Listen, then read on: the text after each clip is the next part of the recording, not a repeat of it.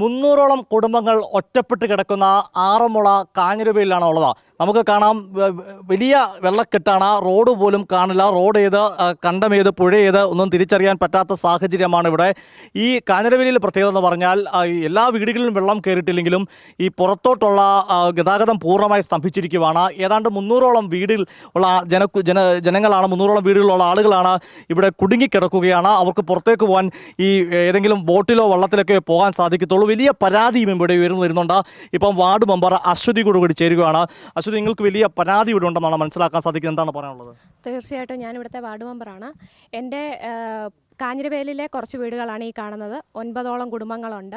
അതുകൂടാതെ കുറുന്താറുണ്ട്. കുറുന്താർ കുറച്ച് കുടുംബങ്ങൾ കുടുങ്ങിക്കിടക്കുകയാണ്. എനിക്ക് അവിടെ പോയി അന്വേഷിക്കാനോ അവർക്ക് വേണ്ടുന്ന സാധനങ്ങൾ എത്തിച്ചു കൊടുക്കാനോ ഇവിടെ ഒരു ബോട്ട് സംവിധാനങ്ങളോ കാര്യങ്ങളോ ഇല്ല. ഇതുവരെ യാതൊരുവിധ സംവിധാനങ്ങളും നമ്മുടെ സർക്കാരിൻ്റെ ഭാഗത്തുനിന്ന് നമുക്ക് ലഭിച്ചിട്ടില്ല. അതുപോലെ തന്നെ കരിന്താളൂർ ഒരു 17 കുടുംബങ്ങളോളം ഉണ്ട്. അവരുടെയും പുരയിടത്തിലേക്കും വീടുകളിലേക്കും എല്ലാം ഇന്നലെ രാത്രി തന്നെ വെള്ളം എത്തിയിട്ടുണ്ടെന്ന് പറഞ്ഞിട്ടുണ്ട്. പക്ഷേ അവരുടെ പോയി അന്വേഷിക്കാനോ അവർക്ക് വേണ്ടുന്നത് ചെയ്തു കൊടുക്കാനോ ഉള്ള ഒരു സംവിധാനം ഇതുവരെ നമുക്കുണ്ടായിട്ടില്ല. അതുപോലെ നമ്മുടെ വാർഡിൽ ഒരു കെട്ടിടം മാത്രമാണ് ഉള്ളത്. അവിടെ ഇപ്പോൾ ഒരു 2 കുടുംബങ്ങളെ പാർപ്പിച്ചിട്ടുണ്ട്. ബാക്കിയുള്ള കുടുംബങ്ങൾ കുറച്ച് പേര് ബന്ധുവീടുകളിൽ പോയവരുണ്ട്. ബാക്കി കുറച്ച് പേരാണെങ്കിൽ ഇന്നലെ ഈ കടമുറികളിലും ഒക്കെയാണ് താമസിച്ചത്. ഇന്ന് കരയോക്കാരുടെ സഹായത്തോടുകൂടി അവരുടെ കരയോക്കെട്ടിന് തുറന്നു തന്നിട്ടുണ്ട്. ബാക്കിയുള്ള കുടുംബങ്ങളെ ഇപ്പോൾ അങ്ങോട്ട് മാറ്റിക്കൊണ്ടിരിക്കുകയാണ്. ഇവർക്ക് വേണ്ടുന്ന ഫുഡോ കാര്യങ്ങളോ ഒന്നും ഇതുവരെ നമുക്ക് ലഭിച്ചിട്ടില്ല. ഇവിടെ സമീപത്തുള്ള ചെറിയ കടകളിൽ നിന്ന് സാധനങ്ങൾ വാങ്ങിച്ചു കൊടുത്ത് ഇവിടെ ഇവർക്ക് ആഹാരം പാകം ചെയ്യാനുള്ള സംവിധാനമാണ് ഇപ്പം നമ്മൾ ചെയ്തുകൊണ്ടിരിക്കുന്നത്. ഇല്ല, നമ്മുടെ ഈ ഭാഗത്തോട്ട് ഇതുവരെ വന്നിട്ടില്ല. ഇതുവരെ ഇവിടെ ഒരു കാര്യത്തിനും ഒന്നും വന്ന് തിരക്കിയിട്ടുമില്ല, ഒന്നുമില്ല. ഇതുവരെ ഇവിടെ വരുവോ അല്ലെ എന്ത് വെള്ളത്തിലാണോ എന്നൊന്നും പോലും തിരക്കിയിട്ടില്ല. അഭിൻവർക്കി MLA ഇതുവരെ വന്നിട്ടില്ല. അതെ, വലിയ ദുരിതത്തിലാണ്. ഇന്നലെ നമ്മൾ ഈ വീടുകളിൽ വെള്ളം കയറിക്കൊണ്ടിരുന്നപ്പോൾ തന്നെ നമ്മൾ സാധനം മാറ്റുന്നിട്ട് ഇവിടുത്തെ യുവാക്കളെല്ലാം ഉണ്ട്. അവരെല്ലാം കയറ്റിക്കൊണ്ടിരിക്കുമ്പോൾ അഭിൻവർക്കി ഇവിടെ പാസ് ചെയ്ത് പോയി. അഭിൻവർക്കി ഇവിടെ ഇറങ്ങുമോ ആൾക്കാരുമായിട്ട് ഇത് നടത്തുമോ ഒന്നും ചെയ്തിട്ടില്ല. പുള്ളിയുടെ പാസ്. പക്ഷേ ജംഗ്ഷനുകളിലെല്ലാം പുള്ളി വന്ന് ചാലുകളുള്ളടത്ത് വന്ന് ഭയങ്കര റീൽസും പരിപാടി നടത്തുന്നുണ്ട്. ഇവിടെ ഒരു സഹായം നടത്തുന്നില്ല. ഞാൻ മെമ്പർ ഇവിടെ വരുമ്പോൾ പറഞ്ഞു കേട്ടോ, ഭക്ഷണ കിറ്റുകൾ ആരോടൊക്കെയാണ് ആവശ്യപ്പെട്ടത്? ഭക്ഷണ കിറ്റുകൾ ഇവിടെ ആൾക്കാർക്ക് കൊടുക്കണമല്ലോ. ഭക്ഷണ കിറ്റുകൾ കൊടുക്കണം. ഇപ്പം നമ്മൾ DYFIയോട് പറഞ്ഞിട്ടുണ്ട്. അവർ നമുക്ക് പച്ചക്കറി കിറ്റും സാധനങ്ങളും അവർ എത്തിച്ചു തരാമെന്ന് പറഞ്ഞിട്ടുണ്ട്. അത് വെച്ചിട്ട് അവരെ ഒന്നിച്ച് ചേർന്ന് ഫുഡ് അറേഞ്ച് ചെയ്യാമെന്ന് തീരുമാനിച്ചിരിക്കുക. അല്ലാതെ നമുക്ക് ഇപ്പം എങ്ങൊന്നും ഫുഡൊന്നും കിട്ടിയിട്ടില്ല. പ്രവർത്തകരോട് ആവശ്യപ്പെട്ടിട്ടുണ്ട്. ഓർക്കാപ്പുറത്തെല്ലാം ഇങ്ങനെ വെള്ളം കയറി വന്നത്. അതുകൊണ്ട് മെഴുകുതിരിയായിട്ട് ഒന്നും ഞങ്ങൾക്ക് ഇതിൽ കറണ്ട് വെട്ടമില്ലായിരുന്നു. രാത്രി ഞങ്ങൾ ഇന്നലെ 10:30 ആയപ്പോഴത്തേനാണ് വെള്ളം കയറി വന്ന്. പിന്നെ ഈ കുട്ടികളെല്ലാം കൂടെ വന്ന് സാധനങ്ങളെല്ലാം രാത്രി മാറ്റി. വെട്ടമില്ല, ഇരുട്ടത്തിൽ നിന്നാണ് ഇതെല്ലാം മാറ്റിയത്. മെഴുകുതിരി പോലും ഇല്ല. നമ്മൾ എവിടോട്ട് പോകാൻ അന്നേരം സമയത്ത് ഓർക്കാം. മറ്റേ നമുക്ക് വെള്ളം വരുമ്പോൾ നമുക്ക് അറിയാം, അന്നേരം നമ്മൾ മേടിച്ച് വെക്കുമായിരുന്നു. പക്ഷേ നമുക്ക് ആ ഓർക്കാപ്പുറത്ത് വെള്ളം വന്നുകൊണ്ട് ഇതൊന്നും വെട്ടമില്ലാതാണ് സാധനങ്ങളെല്ലാം അവർ മാറ്റിയത്.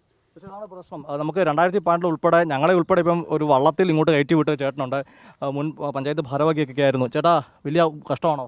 ഭയങ്കര ബുദ്ധിമുട്ടാണ്. കാരണം ഒന്നാമതെ കറണ്ടില്ല, വെള്ളമില്ല, കുടിവെള്ളം ഇല്ല. അവിടെ ഞങ്ങളെ സംബന്ധിച്ചിടത്തോളം 16 വീട്ടുകാർ താമസിക്കുന്ന ഒരു ദ്വീപാണ്. ചുറ്റിനും വെള്ളമാണ്. അവിടെ 5 വീട്ടിൽ ഇപ്പോൾ നിലവിൽ തന്നെ വെള്ളം കയറിയ നിലയിലാണ്. ഓർക്കാപ്പുറത്തുള്ള വെള്ളമായതുകൊണ്ട് ആഹാര സാധനങ്ങൾ പോലും മേടിച്ചു വെക്കാൻ ആൾക്കാർക്ക് സാധിച്ചിട്ടില്ല. പിന്നെ ബഹുമാനപ്പെട്ട നമ്മുടെ MLA ഈ ഭാഗത്തോട്ട് തിരിഞ്ഞു നോക്കിയായിട്ട് പോലും കണ്ടില്ല ഇതുവരെ. ഈ പുറം ലോകത്തൊക്കെ ഈ വിഷയങ്ങൾ എത്തുന്നുണ്ട്. ഇല്ല, ഒന്നാമതെ ഫോണെല്ലാം എല്ലാവരുടെയും കട്ടായിട്ടിരിക്കുകയാണ്. അപ്പം അങ്ങനെ ഒരു ബുദ്ധിമുട്ടുമുണ്ട്. വലിയ ബുദ്ധിമുട്ട് തന്നെയാണ് നിങ്ങൾ അനുഭവപ്പെടുന്നില്ലേ? കറണ്ട് ഇല്ലാത്തതുകൊണ്ട് ഈ ഫോണിൽ ചാർജ് ഇല്ലാത്തതുകൊണ്ട് നമുക്കിത് പുറത്തറിയിക്കാനും പറ്റുന്നില്ല. അങ്ങനെ ഒരു ബുദ്ധിമുട്ട് നമുക്ക് എല്ലാവർക്കും ഉണ്ട്. ഈ ഒരു പ്രശ്നം ഭയങ്കര ജനങ്ങൾ ബുദ്ധിമുട്ടി വളരെ ഇതായിട്ടിരിക്കുകയാണ്. 100-300 കുടുംബങ്ങൾ പെട്ട് കിടക്കുകയാണ് ഇവിടെ. വലിയ ബുദ്ധിമുട്ടല്ലേ? ഭയങ്കര ബുദ്ധിമുട്ടാണ്. കാരണം ഇത്രയും ഈ ഒരു സാഹചര്യം ഉണ്ടായിട്ട് പോലും ഒരൊറ്റ മാധ്യമങ്ങൾ, ഇപ്പോൾ ആദ്യമായിട്ടാണ് കൈരളി ഇവിടെ വരുന്നത്.